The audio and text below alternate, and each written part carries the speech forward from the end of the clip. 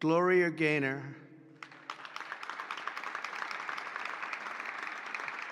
Best known for her chart-topping 1978 hit, I Will Survive, Gloria won the 1980 Grammy for Best Disco Recording, and her song was inducted into the National Recording Registry in 2016. 4 decades later, Gloria won a second Grammy in 2020 for her gospel album, Testimony, which is incredible.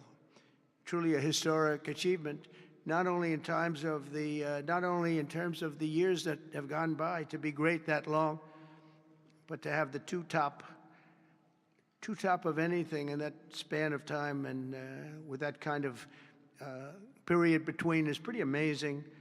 But I will say that I Will Survive is an unbelievable song. I've heard it, like everyone else here, thousands of times. And it's one of those few that get better every time you hear it. And nobody can sing it like her. And that's an honor. So, Gloria Gaynor, thank you.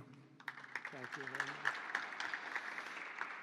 And finally, we'll be honoring one of the greatest rock bands of all time, Kiss.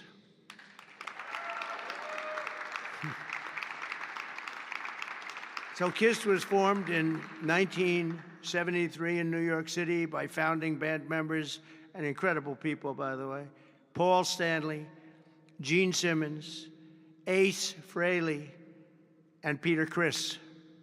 Kiss became a global phenomenon, sold more than 100 million records worldwide, and produced 30 gold albums and lots of other things they produced. They made a fortune.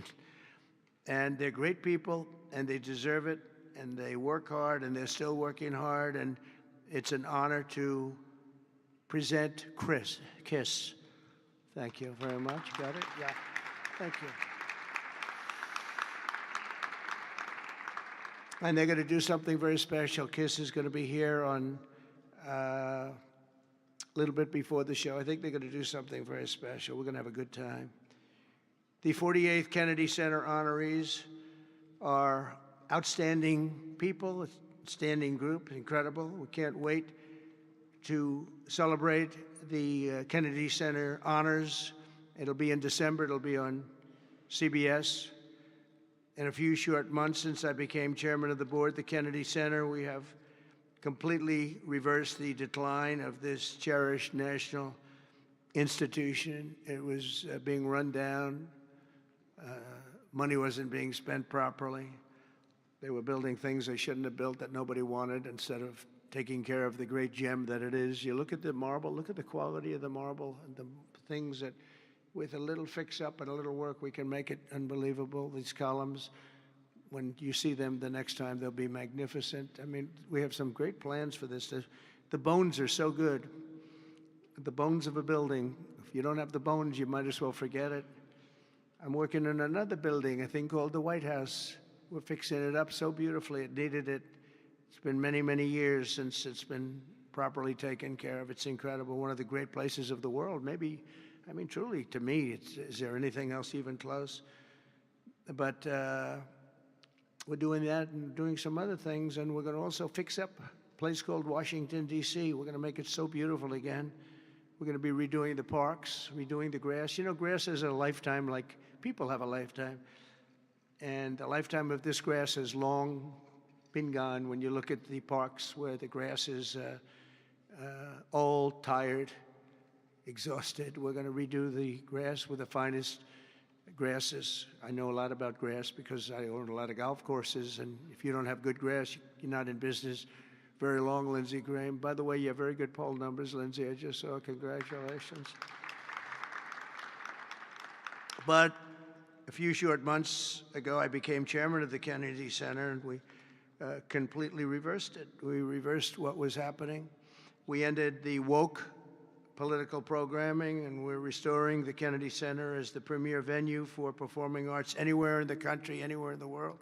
This has the potential to be anywhere in the world. We're going to make it something that people can't even believe. We have some unbelievable plans. And ultimately it's about the talent you get, though. You know, you can have a beautiful building, you can have nice marble walls, you can have nicely done columns, as I was saying, but if you don't have the talent on the stage, and we're going to get the best talent in the world. To that end, the world-renowned musical Les Mis had a phenomenal 5-week sold-out run this summer, beat projected revenues by 35%, and we've raised over $10 million in private funds from a lot of generous donors, and we closed the $26 million budget shortfall that they had before we got here. And with the help of Congress, we secured the critical funding necessary to rebuild the building, and we're going to get all brand new, highest level seats, magnificent seats, and it's going to be all new. We could have taken the existing ones and do a little paint job, a little fabric, but it's not the same thing. So we'll be taking out next season. All of the seats will be taken out. The room is being completely rebuilt, and I just want to thank the Republicans in the Senate, headed by Lindsey. In that case, Lindsey was she's a big fan of this building, and they got a record $257 million that's going to go toward renovations that the building really needs, and all of the exterior is going to be incredible. It's going to be exciting. So I thank you very much, and thank all of your Republican senators. I don't think we had too many Democrat votes, probably. You never have. We don't have Democrats voting even for crime. But I shouldn't make this political, because they made the Academy Awards political and they went down the tubes. So they'll say, Trump made it political. But I think if we make it our kind of political, we'll go up, okay? Let's see if I'm right about that. But I want to thank the executive director for an incredible job. He's done great. He's been with me for just about the beginning, and everything he's touched has been good. He was on high intelligence. He worked in low intelligence and high intelligence. He did better with the high intelligent people, but he's been fantastic. He's the executive director, Rick Grinnell, for his work. Thank you very much, Rick. Unbelievable job. And as well as Lindsey and all the people that helped us in Congress, I want to thank, and the Senate has been incredible. By the way, Leader Thune has been unbelievable, and Speaker Mike Johnson. These are great people. What we're doing with the great big beautiful bill is you're going to see a whole different country. You're seeing it already. We're coming in where the trillions of dollars is coming in from tariffs from all over the world, from countries that took advantage of our country. They thought we were children. They took advantage of us for decades, and now the money is flowing to us, and we've become the hottest country anywhere in the world. But the Kennedy Center board members, many of whom I knew, and many of whom I put on the board, and it's as good a board as I've ever seen. And on the board also, and some people that are doing an incredible job. One in particular is Attorney General Pam Bondi. The job she's doing is incredible. Thank you very much. Long beyond the Kennedy Center. The Kennedy Center is the easy part. She's incredible, and you're going to see a big change in Washington crime stats very soon. Not the stats that they gave, because they turned out to be a total fraud. The real stats, the stats went through the roof. You know, they had a man that was forced to put up stats like they were doing better. They're not doing better. Crime is the worst it's ever been, but it started as of about yesterday. You see a big change, and people are feeling safe already. I've had so many calls, thank you, sir, thank you. They were afraid to walk out. They're not afraid anymore. And this will be like the border. We started off with millions and millions of people coming in from all over the world, gang members and people from jails. They were unloading their jails into our country. All over the world they were coming, drug dealers. They came from Africa. They came from Asia. They came from South America, Venezuela in particular. They were coming in, Trinidad, and the toughest people you've ever seen. And by the millions. And for the last 3 months, we had 0, 0, and 0. We had 0 people come in for 3 months. They respect our country again. That's the other thing. All over the world, our country is respected again. So I also want to thank the Chief of Staff, Susie Wiles, who's fantastic. She's done an incredible job. And Sergio Gore for the job he's done with personnel. Thank you very much, Sergio. Fantastic. In the coming months, we'll fully renovate the dated and the infrastructure of the building and make the Kennedy Center a crown jewel of American arts and culture once again. I think we'll bring it to a higher level than it ever hit. Actually, it hit a certain level, but we're going to bring it to a higher level than it ever hit. We have the right location, and soon we will be a crime-free area. This is going to be a crime-free area, by the way. You'll be able to go out. People tell me they can't run anymore. They're just afraid. And they'll be running again. We're going to have a crime-free. It's a big statement because if one thing happens all year, Pam, you better be good, because they'll say Trump did not fulfill this. One person gets a little injured by somebody, they'll say Trump did not fulfill his promise. No, we're going to be essentially crime-free. This is going to be a beacon, and it's going to also serve as an example of what can be done. We have to get rid of this cashless bail nonsense. If you look at New York, Chicago, Los Angeles, which is so badly run. Los Angeles, they can't get the houses. They can't get the people their permits to build their houses. They're trying to rebuild their houses from the ridiculous fire that should have never allowed to have taken place. They should have had the water coming down from the Pacific Northwest, but they didn't do that. But they can't get the permits for the people that want to build their houses. But I want to thank Lee Zeldin, because the federal government has gotten all of their permits, which are much more difficult permits, actually, and had them literally within 30 days after the fire. Everybody had their permit.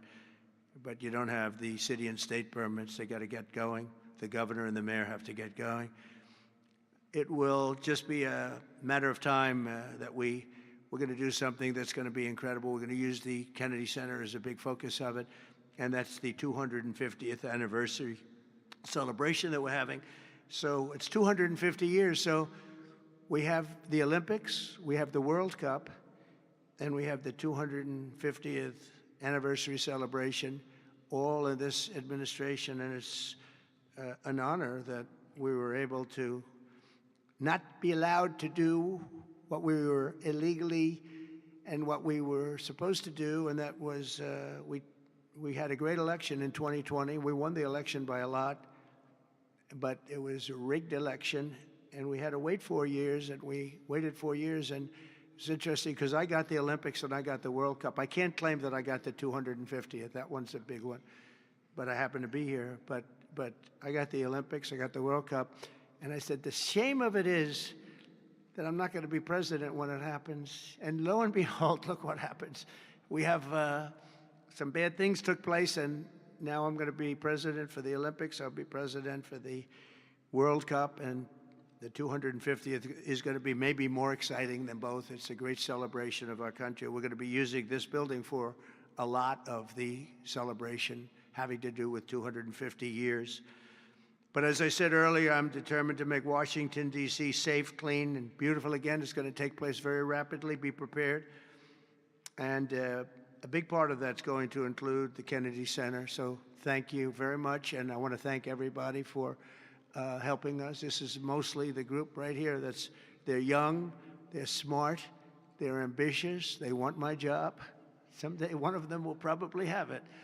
But we have a great group of people that are putting this together, and they're also helping us with Washington, D.C. We're going to make Washington beautiful. We're going to redo roads. We're going to redo the medians, the pavers, and the medians all throughout the city. We're going to take all the graffiti off. We're going to have to remove the tents and the people that are living in our parks. We're going to be redoing the parks, the grasses and all. We're going to be going to Congress for a relatively small amount of money, and Lindsey and the Republicans are going to be approving it. I don't know about the Democrats. They don't approve anything. It's amazing. It's like they just don't want to vote for anything.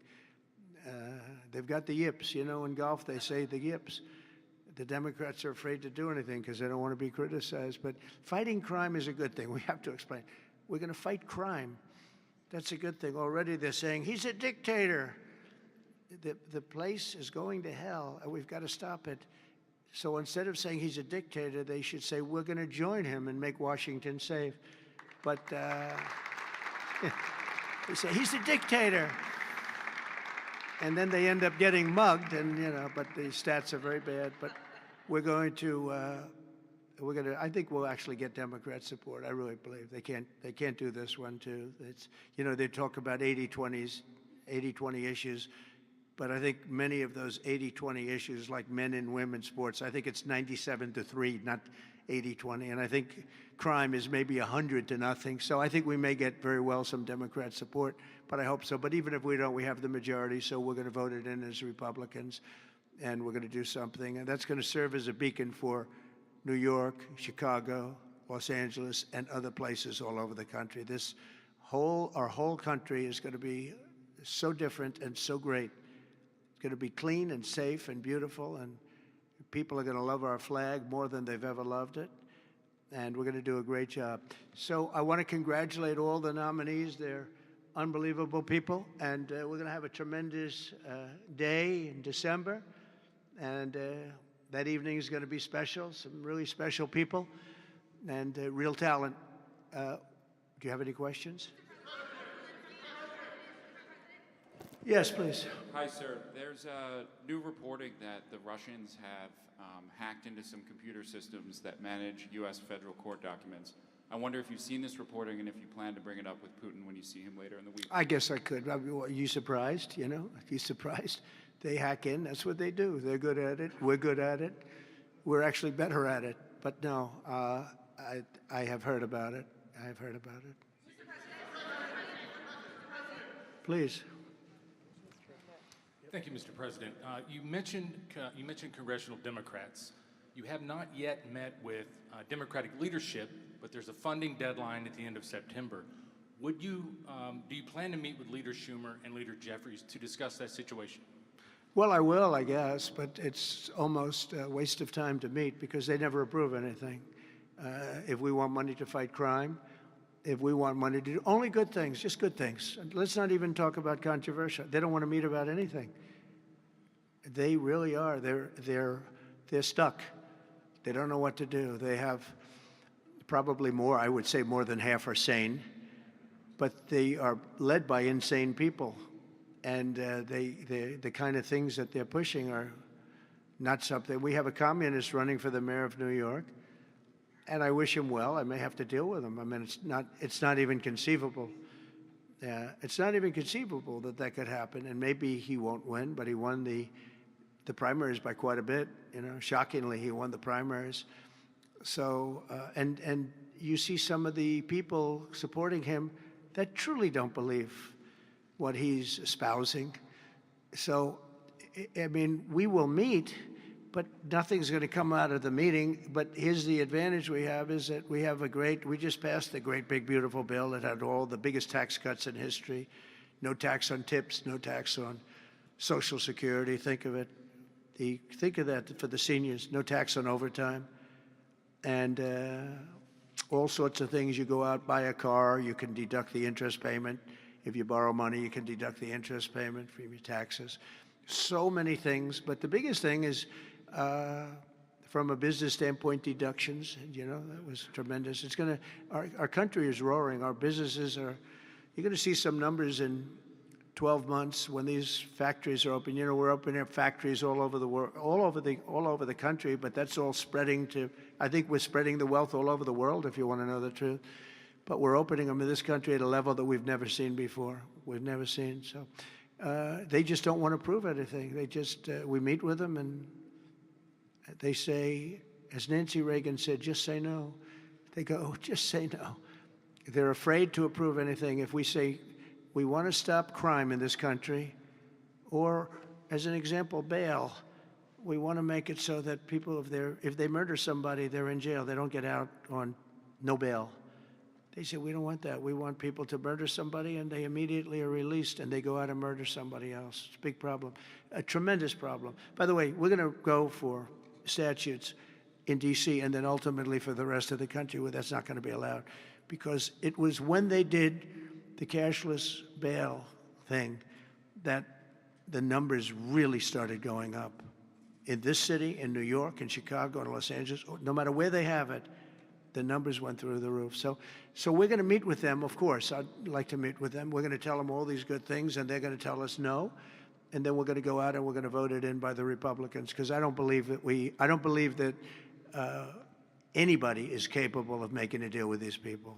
They have gone crazy. Go ahead. Thank you, Mr. President. Thank you. Your federalization of the police has a 30-day limit unless Congress acts to extend it. Are you talking to Congress about extending it, or do you believe 30 days is sufficient? Well, if it's a national emergency, we can do it without Congress, but we expect to be to Congress, before Congress, very quickly. And again, we think the Democrats will not do anything to stop crime, but we think the Republicans will do it almost unanimously. So we're going to need a crime bill that we're going to be putting in, and it's going to pertain initially to D.C. We're going to use it as a very positive example. And we're going to be asking for extensions on that, long-term extensions, because you can't have 30 days. 30 days that's by the time you do it. We're going to have this in good shape. And don't forget, in the border, everyone said it would take years and you'd have to go back to Congress. I never went to Congress for anything. I just said, close the border. And they closed the border. And that was the end of it. I didn't go back to Congress. We're going to do this very quickly, but we're going to want extensions. I don't want to call national emergency. If I have to, I will. But I think the Republicans in Congress will approve this pretty much unanimously. Please, go ahead. Thank you, Mr. President. Would you encourage members of the press to do ride-alongs with the D.C. police to understand how serious this crime issue is? It's okay to me if they want to do it. We're going to work with the D.C. police. A lot of very good people in there. Not all, but a lot of very good, very, very professional. And, we have a big force. I think they said 3,500. They're always asking the mayor, who's a very nice woman, but got to do the job. We've worked with the mayor for 6 months, and she's been here for many years. And the numbers are worse than they ever are. Don't let anyone tell you they're not. And the whole statistical charts that they made, the whole thing is a rigged deal. They got rid of the guy because he didn't want to do the numbers the way they wanted to, and they put their own numbers out. They said it's the best in 20 years. No, it's the worst in 20 years. But we're going to be very open about what we're doing. So if the media wants to ride with police, if they want to do it, if they feel it's safe, that would be okay. Yeah, please, go ahead. Sir, with President Zelensky. Thank you, Mr. President. Mary Margaret with Daily Wire. 2 questions on D.C., if that's okay. How do you feel about Mayor Bowser's level of cooperation and her choosing to advocate for D.C. statehood right now? And Well, the statehood, let me do that one first. Statehood is ridiculous. We want to straighten the place out. Statehood's ridiculous. It's unacceptable. It's the Democrats want it because the Democrats have, about 95% in this little area. Even I didn't get it very much. They want that. They want to pick up 2 senators, and it's not going to happen. It's not going to happen. And that's the least of the reasons why, by the way, but that's one of the reasons why. What we want to do is make Washington, D.C., the greatest, most beautiful, safest capital anywhere in the world, and that's going to happen. I mentioned the word bones before. The bones here, we have the greatest bones. When you look at that Supreme Court building, I think it's one of the most beautiful buildings. When you look at some of the buildings here, it's so magnificent, and everything's good, but it's just dirty and not properly maintained. It's not taken care of. Potholes in the roads. All of it's going to happen very quickly. We're going to seek a relatively small amount of money for fix-up, and we're going to put it out to bid. And we have great contractors here, great road builders, everything. And we're not ripping roads apart so they're closed for 4 years as they redo the concrete bases. And you don't need that. We need a beautiful topping by a very talented asphalt-type person, somebody that does the job. We go out, when I get contractors, I use great contractors. To me, a great contractor is very special, like a great surgeon, like a great teacher, like a great nurse. A great contractor is very important. We'll only use the best. And when you put a coat of asphalt on that top, 2 inches of asphalt, 3 inches of asphalt, it looks brand new. You take all the garbage off. They reseed it, as we call it, or different names, but they take the bad stuff off and they put the good stuff down. It takes not a long period of time. A matter of a few days, you'll have a beautiful, magnificent road. You fix up the curbs. You get rid of the medians in this town are just horrible. You're riding around, I think to myself, leaders come from foreign countries. You see with leaders all the time. Different leaders. They came in from India recently and from everywhere. They came in from a war that we just ended, Azerbaijan, and you know that, and Armenia. We just ended the war. The two leaders came in. One of them said, "My country looks better. The roads are better than, we were talking about it." I said, "What do you think?" He said, "Well, the roads are better in Armenia than they are in Washington, D.C. It's embarrassing." And I was asked at the last press conference, they said to me, "How important is it? You're doing world peace. We're going on Friday to Alaska, meeting with President Putin, Russia. How important it is that the capital is important?" I said, "Very, very important." I told my father, said to me, "When you see a restaurant and you want to go and you want to have dinner, and then you go up to the front door and it's dirty, turn around and go back because the kitchen's dirty." It's the same thing with the capital of the United States of America. If it's dirty and unsafe, it sets a bad tone for the rest of the world. So we're not going to do that. We're going to have this capital fixed up, safe, clean, and beautiful in a very short period of time. Go ahead, please. In the back? Yeah, please. Yes, Mr. President, how were your calls this morning with European leaders, and was it your call not to invite President Zelensky to your meeting with Putin? No, just the opposite. No. We had a very good call. He was on the call. President Zelensky was on the call. I would rate it a 10, very, very friendly. I know the leaders because I was at NATO, as you know. I took it from 2% to 5%, 2% that wasn't paid, 5% that is paid, which is trillions of dollars in defense capability. No, it was always going to be, I was going to meet with President Putin, and then after that, I'm going to call the leaders and President Zelensky. I'm going to call President Zelensky, and then I'll call, probably in that order, the leaders. There's a very good chance that we're going to have a second meeting, which will be more productive than the first, because the first is I'm going to find out where we are and what we're doing. Again, this is Biden's war. This isn't my war. He got us into this thing, and it should have never happened. This war would have never happened if I were president. But it is what it is, and I'm here to fix it, and I'm here to stop 6,000, 7,000 people last week. 7,213 people last week were killed, mostly soldiers. But missiles being lobbed into towns don't exactly help either, but mostly soldiers. And Ukrainian and Russian, they're not American soldiers, but if we can save a lot of lives, it would be a great thing. I've stopped 5 wars in the last 6 months. And on top of that, we wiped out the nuclear capability of Iran, obliterated it. It's turned out to be a correct word, by the way, because some of the press said, well, maybe it wasn't obliteration. It was obliteration. And we're going to meet with, I would say, the second meeting. If the first one goes okay, we'll have a quick second one. I would like to do it almost immediately. And we'll have a quick second meeting between President Putin and President Zelensky and myself, if they'd like to have me there. And that would be a meeting where maybe it could be absolutely work. But the first meeting will not work that out. Certain great things can be gained in the first. It's going to be a very important meeting. But it's setting the table for the second meeting. I think the second meeting, if the second meeting takes place. Now, there may be no second meeting, because if I feel that it's not appropriate to have it because I didn't get the answers that we have to have, then we're not going to have a second meeting.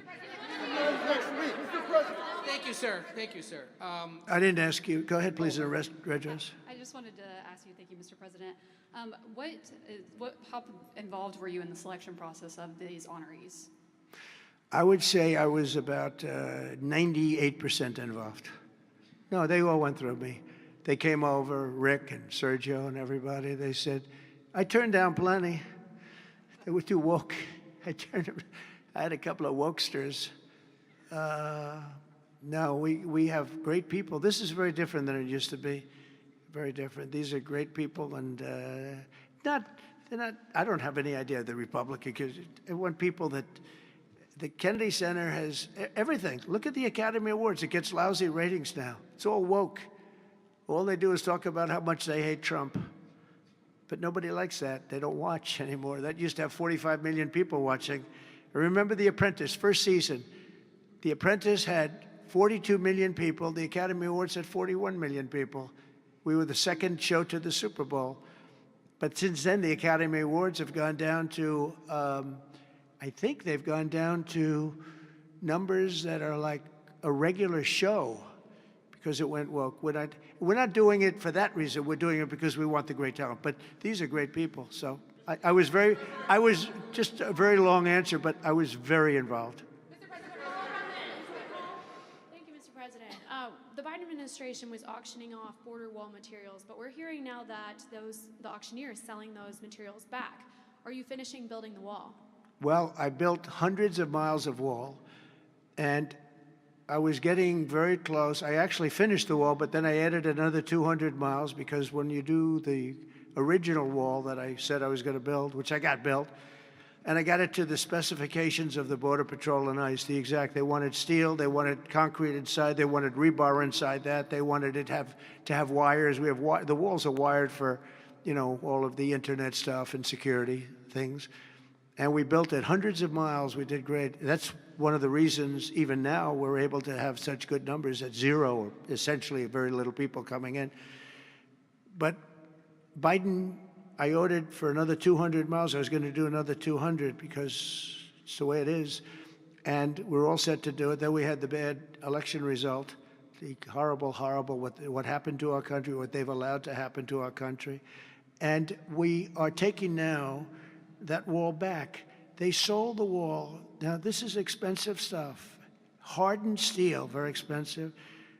9,000-pound concrete and rebar. Rebar is very expensive, the hardest rebar. No, it's very hard to cut. You have different materials. It's very hard to cut because they cut it down if they can. It's very hard to cut.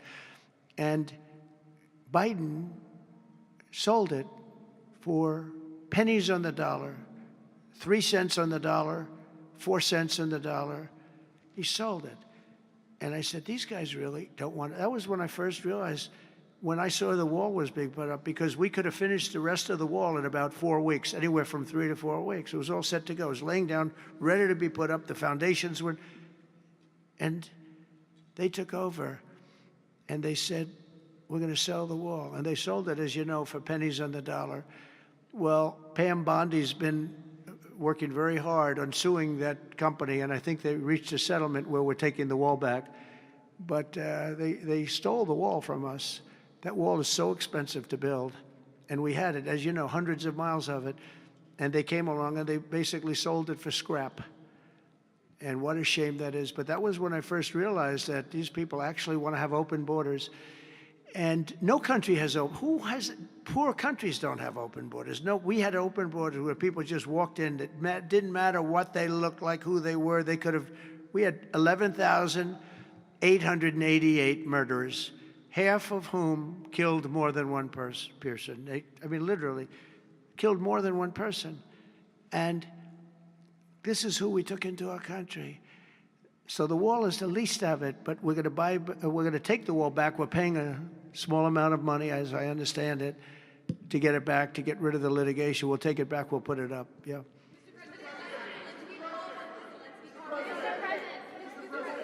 Go ahead in the back, please. I want to take it back to the Kennedy Center, if I can, just for a second, Mr. President. Sure. From what I understand, the Les Mis show exceeded everyone's expectations. Attendance, revenue, across the board. Great. Do you anticipate future shows to basically do the same? I like that guy. Now, that's called a question, okay? And he's a great reporter, actually. Thank you very much. I appreciate it. Yeah, it did great. Les Mis did great, broke records, and was sold out and beautiful. And we anticipate a lot of that happening. There's a thirst for it. And especially when the crime is knocked out. You know, when we knock out crime, some people probably stay away from places like restaurants and other things. It ruins your whole fabric. It ruins your country. And when somebody thinks they have about a 25% chance of getting mugged, they say, let's not go to restaurants tonight. We're going to make it so that they have no chance of getting mugged. And it's going to happen soon. And yeah, we think we're going to have a lot of very successful evenings here. Please. Will Russia face any consequences if Vladimir Putin does not agree to stop the war after your meeting on Friday? Yes, they will. What will the There- consequences there will be be? consequences. Sanctions, tariffs? There will be, I don't have to say, there will be very severe consequences, yes. Yeah, please. Can I ask you a question about the Fed? Right next to you, please, yeah. About the Federal Reserve. Oh, Federal Reserve, my favorite. Posted yesterday Too late. that you're He's too considering- late.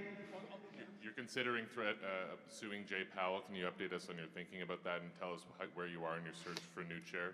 Well, he took a building that could have been painted and fixed, like we're going to fix this building for very little money. And that was in better shape. He took a building and what they did to that building, they built a basement under the building. It didn't have a basement. This is simple to understand. The building is right next to a thing called the Potomac River. The beautiful Potomac River. That means lots of water. And the water is right under the building. And they decide to build a basement under the building in the Potomac River. So in order to do that, you need the biggest pumps that God ever created. And they were pumping their hearts out, but as big as those pumps are, you can't pump it fast enough because it's the Potomac River. If the pump were bigger than this room, you couldn't pump it. But they tried, and they've been building a basement. And I said, why did you want to build a basement? I thought it would be a good idea, sir. A basement is the least valuable floor in a building. I know a lot about real estate. The least valuable thing is the basement.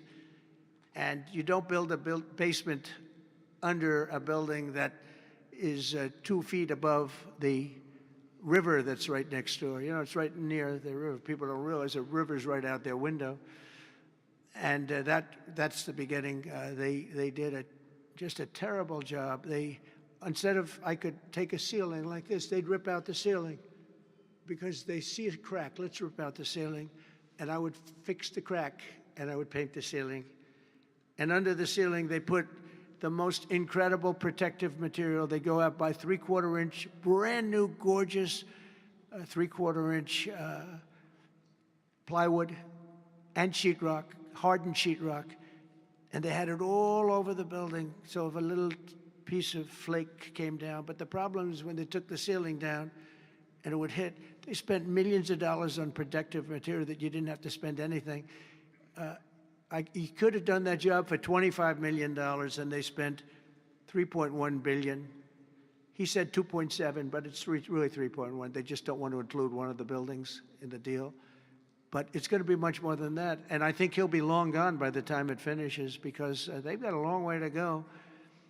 And then I hear they want to hire 3,000 economists. What are they going to do?